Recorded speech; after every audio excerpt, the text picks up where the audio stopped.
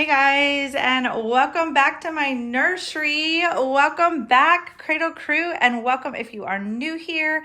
It's Misty with Kits to Cradles Nursery, and I'm back with another video. So today I am actually going to be changing a baby into some vintage clothes.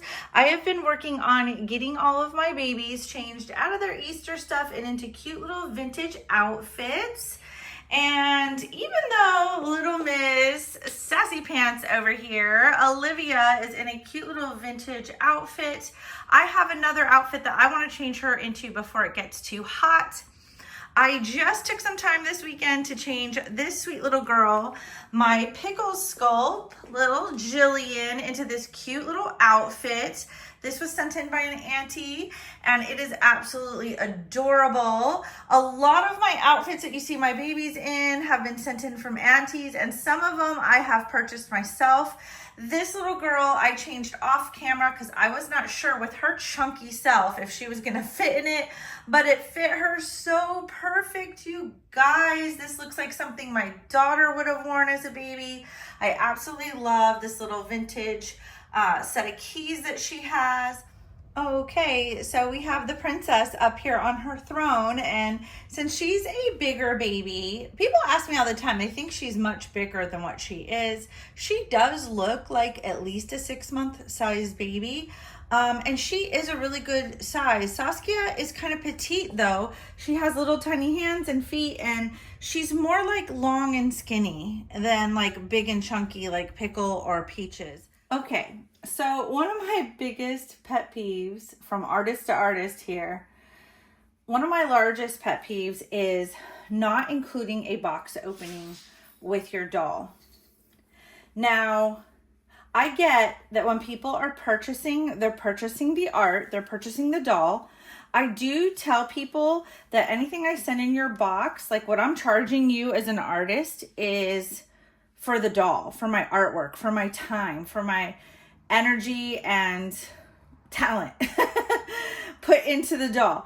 Anything that I send in a box opening is extra. It's just extra. It's just something to make the experience more exciting for you, to surprise you with a few things. It's kind of like a little, oh girl, I messed up your hair. It's kind of like giving you a mini little baby shower. So I get that. And I know a lot of artists are like, oh, you know, it's expensive to do a box opening. It can be pricey. And sometimes we're lucky to make a profit off of our work for the amount of time that we put into it. We really don't make a whole lot of money. If I broke that down for you, it's like $2 an hour that we're putting into the dolls. That's what we get paid in profit, is like $2 an hour. So I'm not gonna lie, it's not like we're making big bucks here. So I get that giving up any of that money can be very difficult for an artist, especially if you're new, but you've got to make it special. You need to at least make it something exciting and fun for the new mom, especially because they've chosen you. There's a lot of artists out there, and they chose you as their artist. They chose to purchase your work, to buy from you. To me, it's a nice way of saying thank you for choosing me as your artist. Thank you for loving my work and supporting me. Thank you for picking me and picking my babies. You can do very affordable. I know they're not expensive, and there's a lot of pressure put on us too to make an amazing box opening, because a lot of the box openings that you do see that are crazy amazing online, I didn't realize when I was a new collector that a lot of those box openings that like Kelly Maple does on her channel, she does a lot of them. A lot of times those are prototype babies, and she's paid thousands of dollars for those. That is why you're seeing that kind of a box opening. With that, I can totally understand.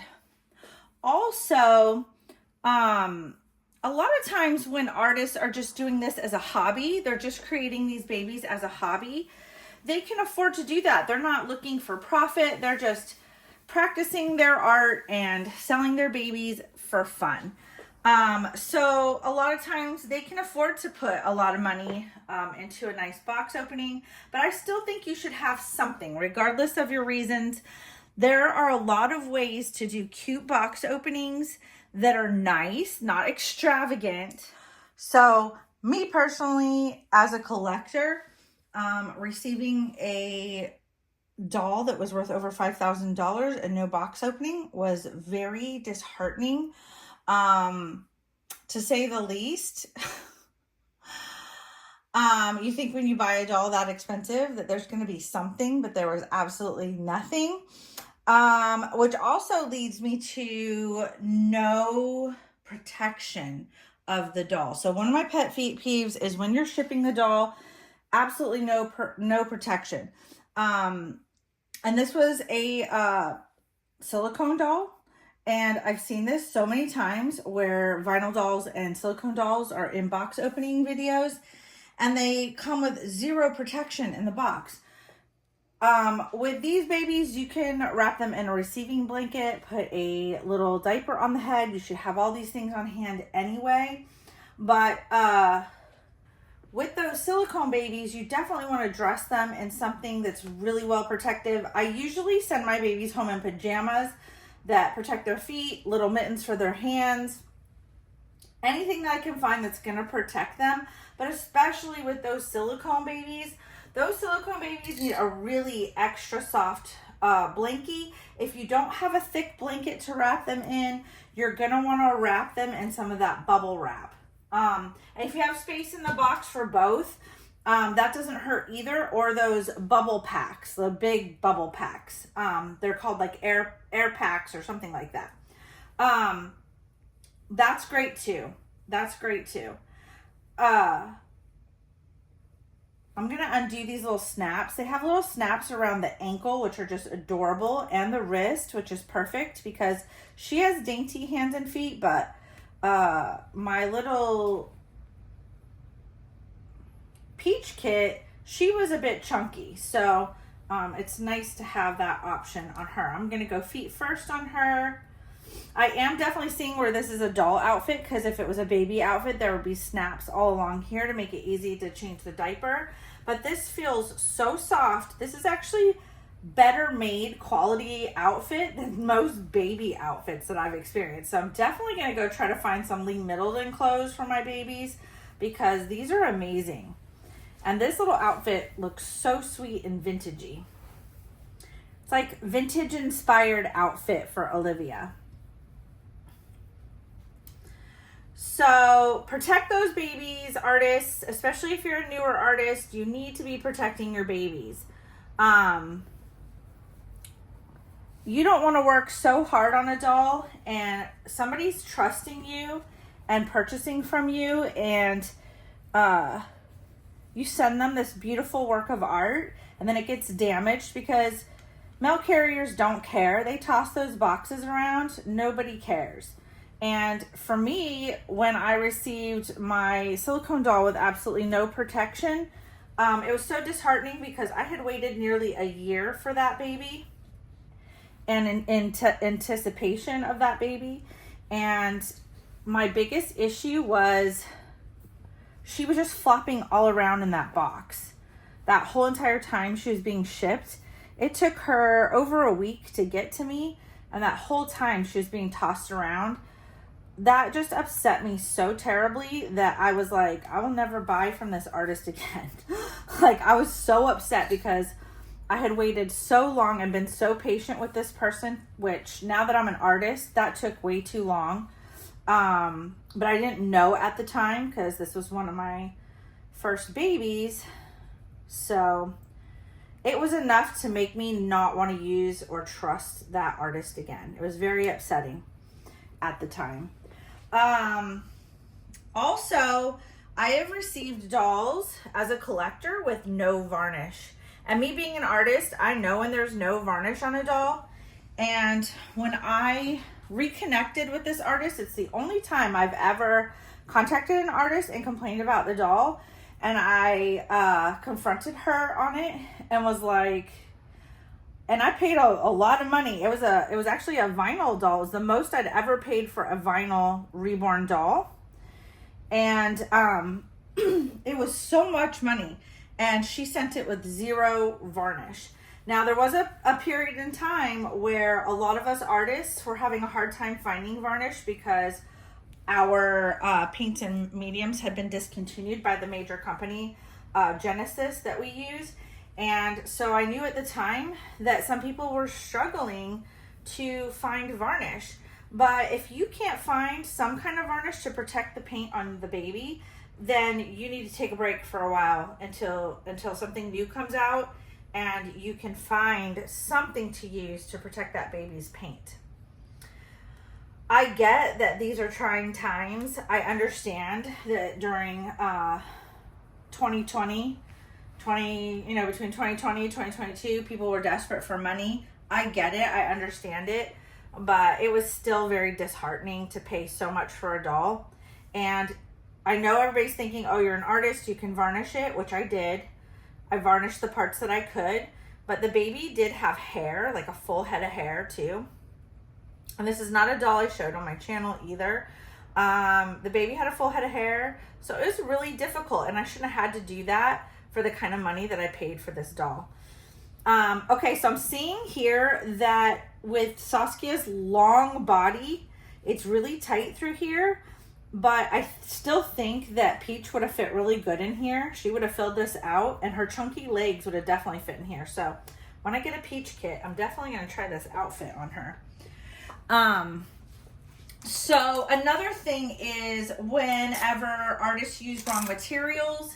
Now, when I first started off as a collector, I never opened up my dolls, but as I became an artist, I would want to readjust their weight or change some things about them, and I would open them up. And let me tell you something that made me just want to cry was the fact that I opened up like 5 different dolls, and they all had the wrong materials in them. So, or really cheap materials, or they were done really not right. Like I said, I'm an artist, so I know what's okay and what's not okay to use on your dolls. And I would find all kinds of things, beans in socks, lead BBs, which I know that they used to use a long time ago. I don't feel like that's appropriate anymore. Sand. I found sand inside a blue rubber glove, like one of our vinyl gloves that we used to paint. Again, I know people are desperate for money, but not an excuse for the prices you're charging. And these were well-known artists who charged a lot of money for their dolls, and I was not finding appropriate materials in some of my dolls. Also, something I noticed another artist doing, I don't think very many artists do this, but I saw another artist on YouTube who said that she didn't feel like the COAs meant anything because, she's back from a time when they didn't even have COAs for the dolls a long time ago. So I guess she didn't think anything of the COAs, but she said that she used to throw them away. She found them annoying. She didn't want to keep track of them. She didn't want to have to make sure that they matched up with each of the dolls that she was sending out. So she found them very annoying and would just throw them away. Don't do that. I'm aware that not every single kit, there's still some old kits that have been out there for a really long time that don't have COAs. But if it does come with one, do not throw out the COAs. People need those. If they go to sell the doll, it's worth less without the COA, and it's also hard to sell because somebody may not feel comfortable, especially nowadays with all the fakes out there. Somebody may not feel comfortable buying that kit, not knowing whether it's a legit kit or not. So please, whatever you do, if you're a collector and you plan to resell your dolls, or if you are an artist, please do not throw away the COAs. Include that with the doll in case you go to sell off your collection or dolls in your collection. So another thing was sending dolls in unwashed clothes. So this can go 2 ways. I always tell everybody, please wash your baby's clothes before you put them on your baby so that the colors, especially dark colors, don't bleed onto the baby. I'm aware that a lot of artists want people to know that they're putting new clothes on the dolls, but I always take the tags off and I always wash the clothes because I'm terrified, and I've seen this happen, where people have received dolls in the mail and they've been waiting and anticipating their baby, and the baby comes and the clothes have bled onto the vinyl. That is a nightmare for the artist, for the customer, for the doll, because it's not going to come off, and for PayPal when it comes to determining who's right and wrong. In that situation, that can be a very stressful event if somebody goes to file a claim. It's just sad. It's sad for everybody because you know that the collector doesn't want to file the claim. They just wanted their doll. They're not doing it on purpose. And the doll's ruined. All that time and energy is ruined, wasted on a ruined doll now. So please wash the clothes. Also, what I've seen, this keeps wanting to go up in her face. And there's cars like zooming by outside. Also, another thing that I've seen is people just putting dirty, unwashed, used clothes. There's nothing wrong with clothes that you've used for your personal collection, especially if you find something really cute that goes well with a baby. Because I've been known to do that, to send babies home with clothes from my personal collection just because it looked cute or fit the doll really well. Because, you know, all these babies are all different sizes. I don't know. What do you think about this little bow? I feel like it gets in the way of this cute little picture, but don't ask me how to tie this stuff. I'm gonna see if I can put this through this way and if it'll go down. There we go. Perfect. Think about it, Misty. I'm trying to dress her and talk at the same time. Please send the baby. Don't send a baby home that somebody paid so much money for in stained, old, wholly used clothes that are dirty. I've even seen people do like big box packings full of clothes, and they'll just be full of like clothes that were thrown in there, and they're all wrinkled and yucky and just stuffed in the box like to pad the baby. They're not even washed and smelling good and folded nicely.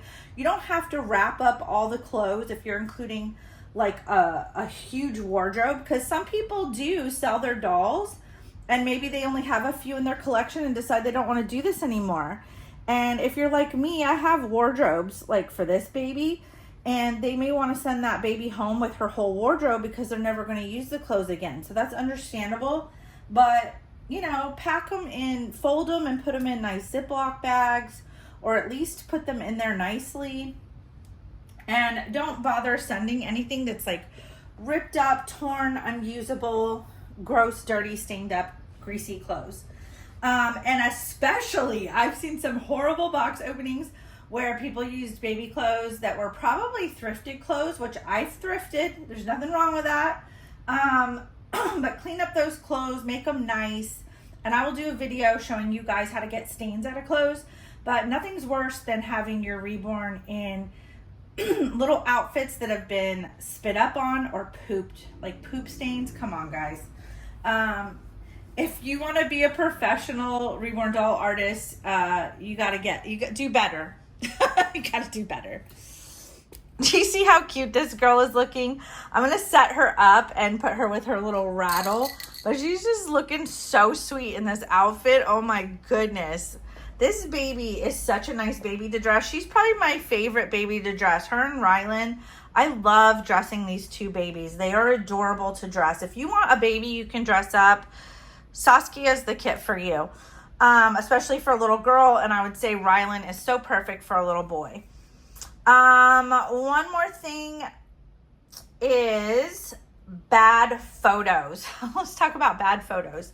So if you're selling a doll and you want to actually sell the doll and make a sale, you can't have oh my goodness, the pictures. Okay, not everybody's a photographer. I'm not talking about that. You may not be able to take like the most amazing pictures ever, which I get because I've been there. But some people will take every picture with the passy on the face. They'll never take the passy off.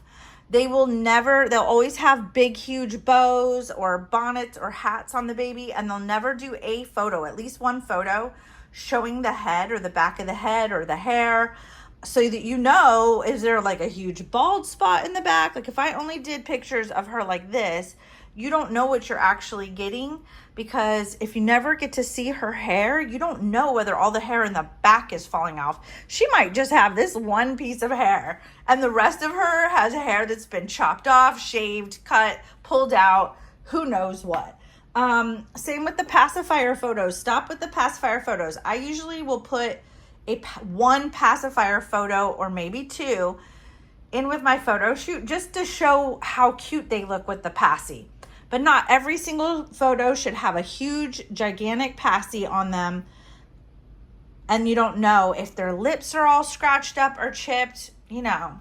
And some people don't ever undress the baby. It's covered from head to toe. I saw one picture on a baby yesterday on Facebook where it showed the one hand and it looked okay. It looked a little dark blushing. But then on the other hand, they made sure that the sleeve was up like this. And then they showed them just holding the hand like this. And you could see that there was some really dark paint in there. It looked like they were covering up something on the baby. Also, people are doing watermarks and they are covering up parts of the baby that you cannot see because they don't want you to see some mistakes or boo-boos maybe. Now, I do make sure that my watermark is touching some part of the baby because I don't want scammers stealing my photos and cutting out my watermark.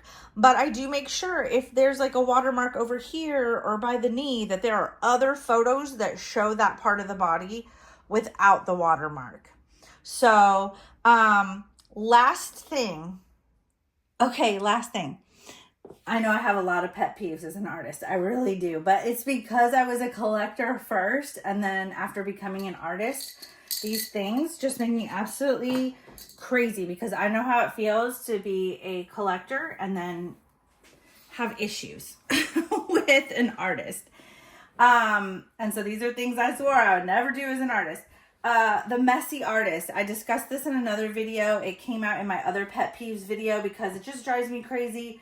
The messy artist who just has everything everywhere, all over the place. They're disorganized. I think what it is I've watched content creators just spill things on their dolls and spill things on the COAs and just not care to keep things nice like the way they would want it, because they were collectors before they became artists as well. And to watch them do things that they wouldn't like if they were buying a doll from somebody just makes me absolutely crazy, because I'm not going to sell you a doll or do anything with your doll personally as an artist that I wouldn't want somebody to do with my doll. So when you're an artist, you have to be thinking about, if I was buying this doll or if I was a collector, how would I want to be treated and how would I want my doll to be treated? These are expensive dolls. You pay a lot of money for them. So for me, I mean, just morally as an artist, and I'm not trying to be all like up on my high horse and be high and mighty. I'm just saying, you know, I'm trying to be thoughtful of people who are once again choosing me and trusting me as their artist. They're trusting me with their custom dolls, especially custom dolls. Oh my goodness. But really, like, they're trusting you with any of your dolls that they're buying from you. They're paying a lot of money. So please, please, please, if you are a new artist out there, I beg of you to think about your customers, to think if that was you purchasing from them or purchasing that doll. Please keep that in mind. So that concludes my pet peeves. Let me know down in the comments below if you've experienced anything that you want to add to this. Like, what are your pet peeves? If I didn't mention something, let me know, and let me know what your pet peeves are or things that you've experienced that have made you absolutely crazy, so that other people who watch this video, who may become artists later or who are new artists, they'll know what not to do. I absolutely love this little vintage inspired theme we have going on. I hope you guys enjoyed it too. I'll see you guys next time. Bye, guys.